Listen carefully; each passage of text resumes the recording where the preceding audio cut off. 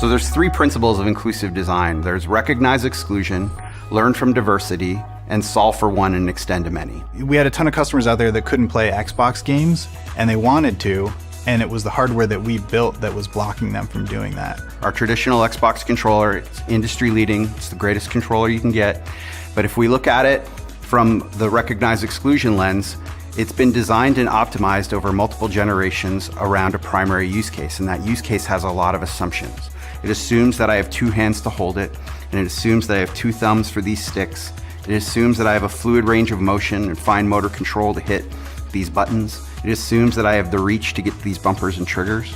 And it assumes that I have the endurance to hold it for like a long gaming session. And so once people understood that, hey, there's something we can do about that, we can build hardware, it doesn't have to be complicated, it doesn't have to be expensive, and it can open the door to Xbox gaming for so many new people, it becomes a no-brainer. Like you have to do it. The process of bringing this product to life was really interesting to me, in large part because it wasn't something that sort of the company handed to us to go do. It was a grassroots product. It was very hacky. You know, at the time it was a hackathon, and so our stuff looked pretty rough. When the time it came to mature this into an actual product, there was a lot of questions around, okay, how do we get all the small details right? Like, big idea, awesome. We had to rethink how we did requirements. We had to rethink packaging. We had to rethink everything about our hardware development process, and that has been a challenge, and it's also been very rewarding. The Xbox Adaptive Controller is really the best option for somebody who has a hard time using our traditional controller. So we designed it to be as flexible as possible for somebody who has limited mobility. A lot of the things that I thought were really interesting technically were, the audio jacks, it's a new interface for us, and so that was a nice challenge for us to go implement. On the back here you can see there's all of these inputs that are all of the buttons on the controller.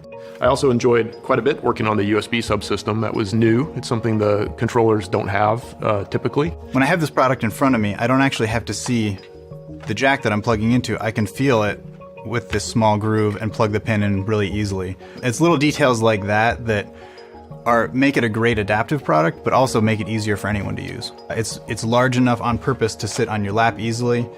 These buttons are large and spaced out, so you could rest your hand in between them and be able to easily actuate either side. You can attach a tripod to it. There's all different kinds of universal mounts. So you can attach this to a table, a lap desk, behind the chair you're sitting in, anywhere that works for your space. So the flexibility of this product was super important to the design. Some of the other bits of feedback that we got from the community was how important it was that these surfaces were domed. It makes it more comfortable. It makes it a lot easier to run your hand over and actuate the buttons. Another thing that we realized was really important was the stability of this on a table. If it starts slipping around and moving while you're trying to play, it's distracting and you're not getting a good experience. So it's a lot more immersive if you don't have to worry about that at all and you can just get straight to playing. This is a product unlike any we've done before, and so you need the feedback from your users to make sure you're designing the right thing.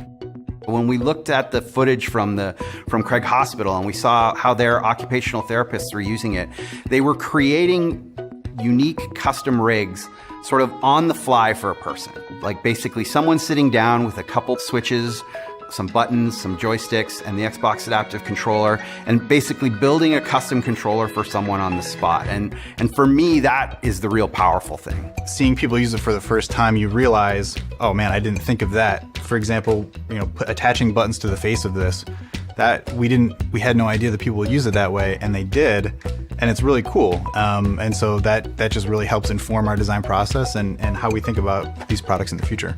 The Xbox Adaptive Controller is really easy. You just plug it in, and then you can plug in various switches to control the buttons and the arrows and the joystick.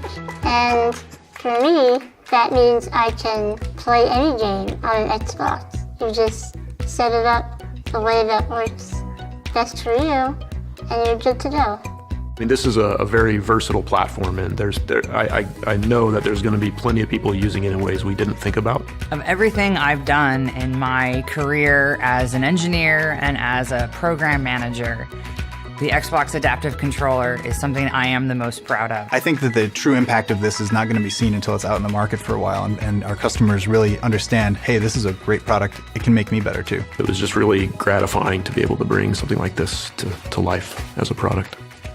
Before, I could see my friends play all these games, and I couldn't participate.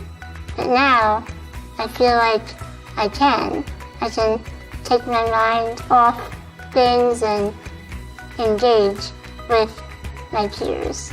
And it makes me feel like less of an outsider.